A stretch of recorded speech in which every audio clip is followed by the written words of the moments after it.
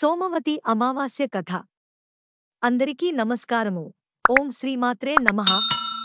సోమవారం నాడు వచ్చే అమావాస్యకు హిందూ ధర్మంలో ఎంతో ప్రాముఖ్యత ఉంది. ఆ రోజును సోమవతి అమావాస్య అంటారు. ఈ రోజు ఉపవాసం చేసి రావి చెట్టుకు 108 ప్రదక్షిణలు చేసి ఈ కథను విన్నవారికి జాతకంలో ఉండే సకల దోషాలు తొలగిపోయి దీర్ఘాయుష్షును పొందుతారు.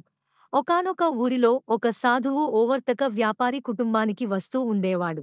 ఆయన ఒకనాడు వచ్చినప్పుడు ఆ ఇంటిలోని పెళ్లి కాని ఒక కన్యను ఆమె ముఖం చూసి దీవించకుండానే వెళ్ళిపోయాడు.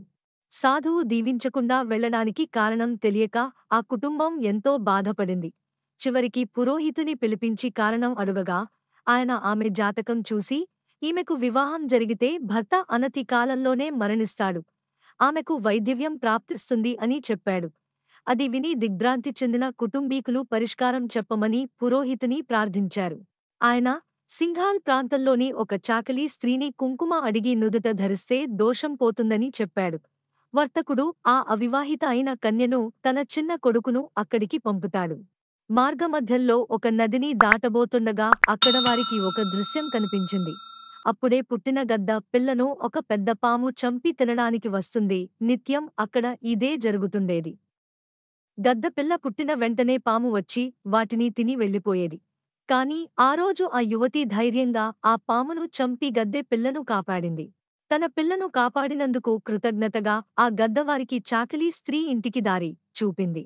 కొన్ని నెలల పాటు ఆ చాకలామెకు సేవ చేయగా ఒక సోమవతి అమావాస్యనాడు ఆమె ఈ యువతికి కుంకుమనిచ్చింది. ఆమె వెంటనే మంచినీరు కూడా తాగకుండా రావి చెట్టుకు 108 ప్రదక్షిణలు చేసింది. ఆమె జాతక దోషం అంతటితో తొలగిపోయింది. సోమవతి అమావాస్యనాడు మౌనంగా శివారాధన చేసి రావి చెట్టుకు ప్రదక్షిణలు చేసి ఈ కథను ఒకసారి గుర్తు చేసుకుని ఉపవాస దీక్షను తీసుకుంటే జాతక దోషాలు పోతాయి. ఈరోజు ఉపవాసం చేసి రావి చెట్టుకు 108 ప్రదక్షిణలు చేస్తే జాతకంలో ఉండే సకల దోషాలు పోతాయని నమ్మకం. ఈ వీడియో కనుక మీకు నచ్చినట్లయితే ప్లీజ్ లైక్ చేసి మీ ఫ్రెండ్స్కి షేర్ చేయండి. అలాగే మా కొత్త వీడియోస్ మీకు వెంటనే చేరాలంటే మా ఛానల్ని సబ్స్క్రైబ్ చేసుకుని పక్కనే ఉన్న బెల్ ఐకాన్ని ప్రెస్ చేయండి. ధన్యవాదములు.